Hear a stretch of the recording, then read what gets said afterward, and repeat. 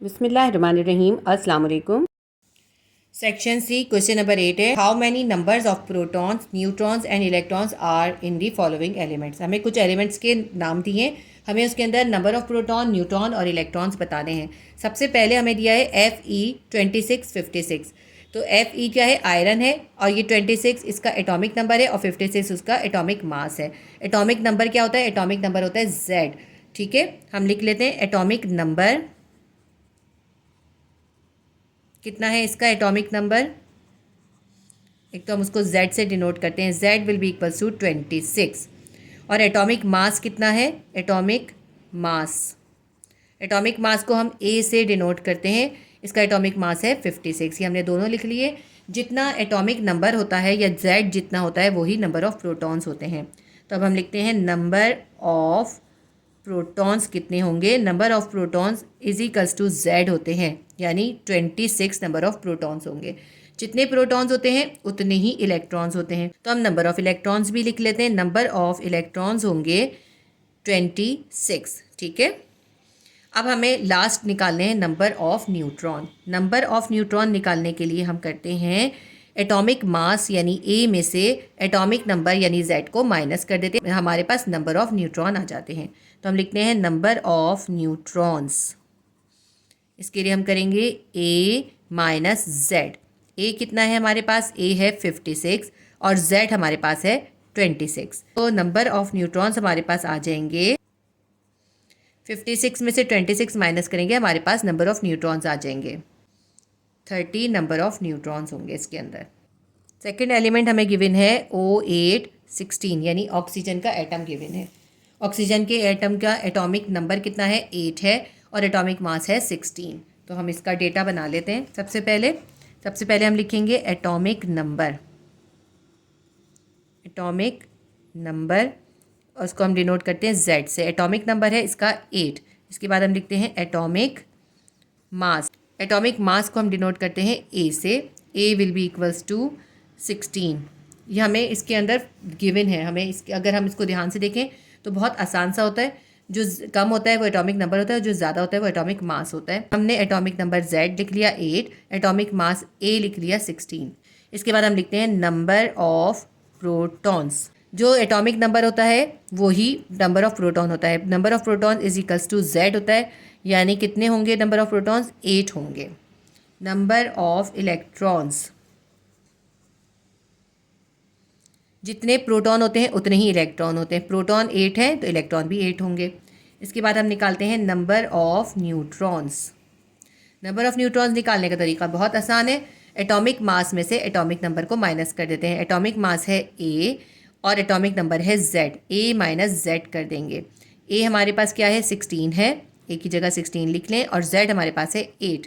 तो number of neutrons हमारे पास आ जाएंगे। नंबर ऑफ न्यूट्रॉन्स कितने आएंगे, 16 में से 8 निकाल दें, कितने आ गए, 8 आ गए। नंबर ऑफ न्यूट्रॉन्स कितने हैं, 8। तो इसके अंदर इलेक्ट्रॉन, प्रोटॉन और न्यूट्रॉन तीनों इक्वल्स हैं, तीनों ही 8 हैं।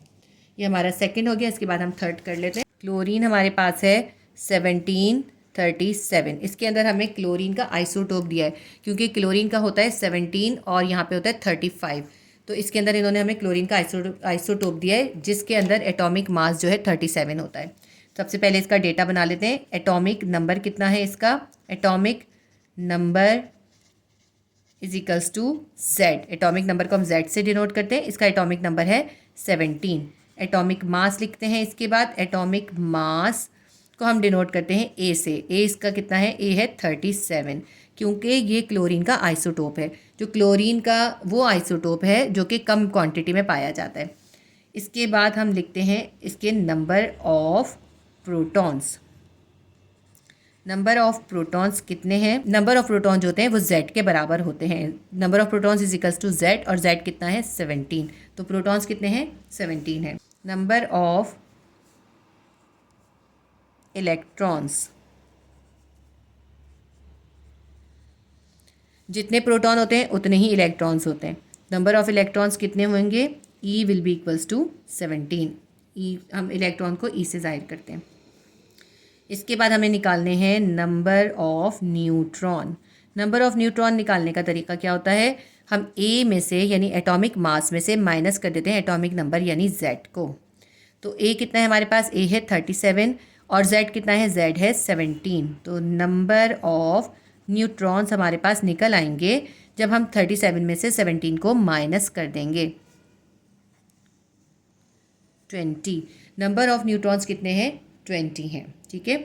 इलेक्ट्रॉन्स हैं 17, प्रोटॉन्स हैं 17 और न्यूट्रॉन्स हैं 20। तो ये हमारा सॉल्व हो गया। फोर्थ में हमें गिवन है यूरेनियम 92 235। यूरेनियम का एटॉमिक नंबर है 92 और एटॉमिक मास है 235। तो हम डेटा बना लेते हैं इसका। Atomic number is equals to Z. Atomic number को हम जेड से डिनोट करते हैं, जेड है इसमें 92। Atomic mass is equals to A, इसमें एटॉमिक मास है 235। इसके बाद लिखते हैं नंबर ऑफ प्रोटॉन्स। इसके अंदर कितने प्रोटॉन्स होंगे, जितना जेड होगा उतने ही प्रोटॉन होंगे। Number of protons is equals to Z. कितने हैं number of protons, 92। Number of electrons, जितने प्रोटॉन्स होते हैं उतने ही इलेक्ट्रॉन्स होते हैं, यानी कितने इलेक्ट्रॉन्स होंगे, E will be equals to 92। Number of neutron निकालते हैं। नंबर ऑफ न्यूट्रॉन्स निकालने के लिए ए में से यानी एटॉमिक मास में से हम जेड यानी एटॉमिक नंबर को माइनस कर देते हैं।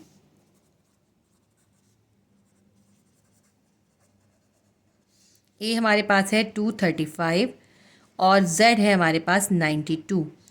235 में से 92 को माइनस कर देंगे, हमारे पास नंबर ऑफ न्यूट्रॉन्स आ जाएंगे। नंबर ऑफ न्यूट्रॉन्स आ जाएंगे 143। 235 में से 92 माइनस करा, हमारे पास आ गया 143। न्यूट्रॉन्स इसके अंदर हैं 143। इलेक्ट्रॉन्स हैं 92, प्रोटॉन्स हैं 92 और न्यूट्रॉन्स हैं 143। नंबर 5 हमारे पास है C614। ये भी कार्बन का आइसोटोप है, क्योंकि कार्बन का एटॉमिक नंबर 6 होता है लेकिन एटॉमिक मास जो होता है 12 होता है, लेकिन इसका एटॉमिक मास 14 है। इसका मतलब है ये कार्बन का आइसोटोप है। करेंगे हम इसको बिल्कुल सेम उसी मेथड से जैसे हमने क्लोरीन के आइसोटोप को किया था। सबसे पहले हम डेटा बनाते हैं, एटॉमिक मास लिखते हैं। एटॉमिक मास को हम ए से डिनोट करेंगे। Atomic mass is equals to A is equals to 14। इसके बाद हम लिख लेते हैं एटॉमिक नंबर। असल में मैंने पहले एटॉमिक मास लिख दिया, बाद में एटॉमिक नंबर लिखा, इससे कोई खास फर्क पड़ता नहीं है, आप ऐसे भी लिख सकते हैं। एटॉमिक नंबर को हम जेड से डिनोट करते हैं। जेड इसके अंदर कितना है, 6 है। इसके बाद हम लिखते हैं number of protons. Number of protons हम पी से जाहिर करते हैं। प्रोटॉन्स कितने हैं इसके अंदर, प्रोटॉन्स हैं जेड के बराबर होते हैं, यानी 6 ही प्रोटॉन्स हैं। इसके बाद हम लिखते हैं नंबर ऑफ इलेक्ट्रॉन्स। जितने प्रोटॉन्स होंगे उतने ही इलेक्ट्रॉन्स होंगे। इलेक्ट्रॉन को हम ई से जाहिर करते हैं। इलेक्ट्रॉन्स कितने हैं, 6 हैं। इसके बाद हमने निकालने हैं number of neutrons. Number of neutrons हम उसी तरह से निकालेंगे, यानी एटॉमिक मास ए में से हम एटॉमिक नंबर जेड को माइनस कर देंगे, इससे हमारे पास नंबर ऑफ न्यूट्रॉन्स आ जाएंगे। ए हमारे पास है 14 और जेड हमारे पास है 6। 14 में से 6 माइनस कर दें, कितना आ जाएगा आपके पास, 8 आंसर आ जाएगा। यानी नंबर ऑफ न्यूट्रॉन्स ये n इज इक्वल्स टू 8। तो हमारे पास प्रोटॉन भी 6 हैं, इलेक्ट्रॉन 6 हैं, लेकिन न्यूट्रॉन 8 हैं। ठीक है, तो ये हमारा क्वेश्चन नंबर 8 कंप्लीट हो गया। उम्मीद करती हूँ ये वीडियो आपके लिए हेल्पफुल रही होगी। अगर मेरी वीडियो से आपकी हेल्प हुई है तो प्लीज़ वीडियो को लाइक कीजिएगा और शेयर भी कीजिएगा अपने फ्रेंड्स और अपने क्लासमेट्स के साथ। अगर चैनल पे फर्स्ट टाइम विजिट कर रहे हैं तो सब्सक्राइब कर लीजिए, ताकि इसी तरह की इन्फॉर्मेटिव वीडियोज़ की नोटिफिकेशन आपको मिलती रहे। अल्लाह हाफिज़।